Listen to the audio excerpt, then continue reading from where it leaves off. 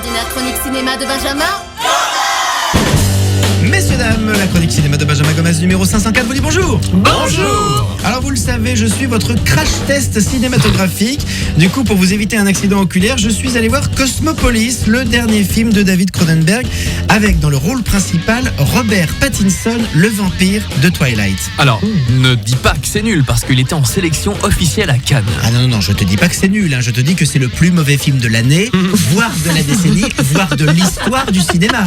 Non mais 1h50 de conversation existentielle et financière incompréhensible en plan fixe dans une limousine. C'est-à-dire, souffrir autant devant un écran, ça devrait être interdit.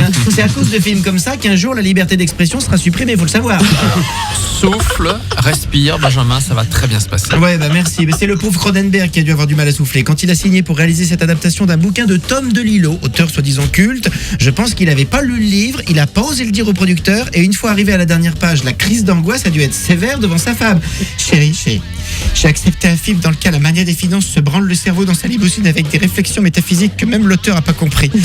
2 heures dans une bagnole, je fais du cinéma, pas des pubs pour Carglass, c'est la fin de ma carrière. Et là, Robert Pattinson aussi, ça a dû lui faire bizarre quand il est arrivé sur le plateau. David, excuse-moi, j'ai jamais reçu le scénario. C'est normal, il y en a pas, mais c'est pas grave. Parle avec des mots compliqués, ça passera pour un discours intelligent, personne verra l'arnaque. Et là, 3e scène, déjà un quart d'heure de passé, oui, parce que les conversations ne sont pas seulement insoutenables, elles sont également longues. Devinez où elles se passent. Dans la limousine. Dans la limousine. Voilà. Une femme est entrée, elle sert à rien, et David Cronenberg lance: voilà Robert, maintenant tu te mets nu. Pardon. Le pantalon et le slip, t'enlèves tout et on m'amène le figurant pronctologue.